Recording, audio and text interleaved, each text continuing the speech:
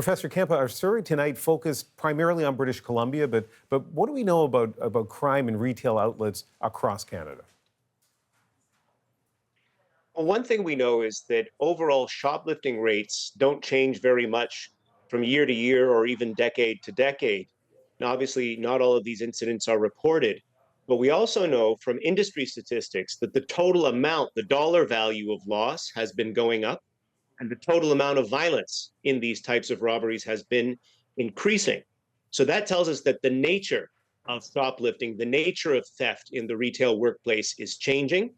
There's two major new forms. One is being driven, such as in the segment we saw from you, along the lines of drug addiction and mental health issues and poverty driving people to deal and sometimes engage in random violence. And the other is far more organized crime getting involved in systematic robberies of retail outlets to sell these things on the massively expanded markets of the internet that blew up over the course of the pandemic. And Chief Smyth, let's get the police perspective. What would you say about crime in retail outlets? Well, I sort of can concur with what Professor said there. You know, that's exactly what we're seeing.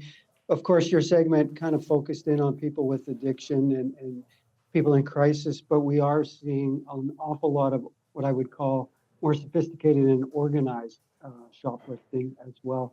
You know, we had an example just here locally last week where we caught a guy, 17 different thefts that were captured, and he'd been released each time and was back in the retail store doing the same thing. And to illustrate, he was reselling the stuff online. So we're seeing elements of both. Chief, in 2020, as I understand it, your province, Manitoba, created a task force to deal with retail crimes. Has it had an impact?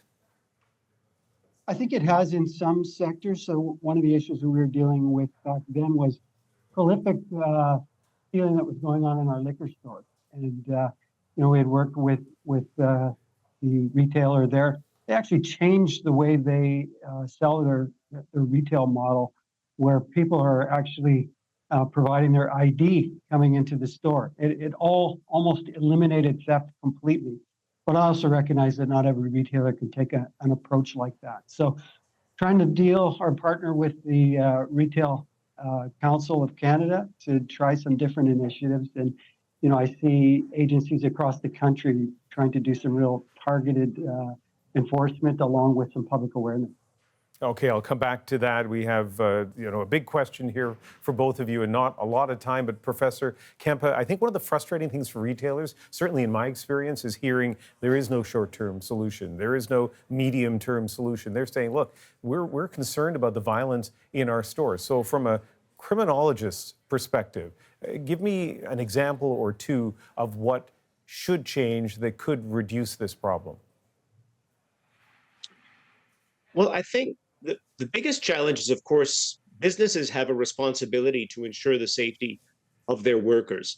The easiest thing for them to do, therefore, and the cheapest thing is to say, if you see theft, do nothing, because that takes you out of the possible way of harm.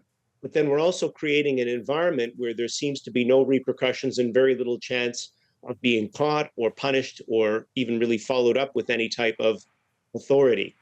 I think what we're talking about mostly is using technology to identify those prolific offenders and track what's being stolen to figure out who the broader networks are. Sometimes we're talking about local gangs. Sometimes we're talking about very sophisticated international syndicates and how they're moving these items for sale onto the internet.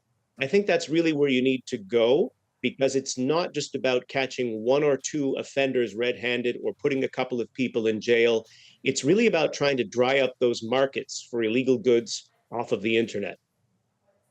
Chief Smyth, with London Drugs, they took us into a room in one of their stores, and they have incredibly sophisticated video equipment there. They do track people who are stealing, taking a page out of Professor Kempa's book. They do go to the police, and they feel good about their relationship with the police, but they are frustrated, I think, by the number of offenders who end up very quickly back on the street. As the chief of the Winnipeg Police Force Service, what's your perspective on that?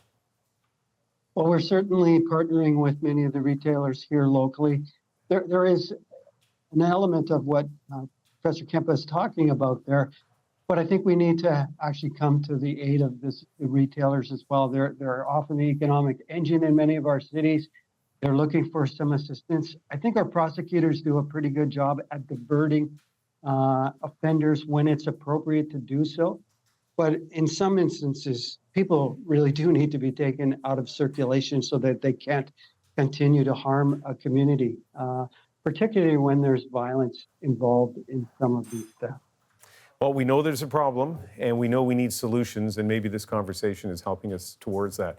Thanks to both of you, Michael Kempa, Associate Professor of Criminology at the University of Ottawa, and Danny Smyth. He is the Chief of the Winnipeg Police Service and the President of the Canadian Association of Chiefs of Police. Thanks.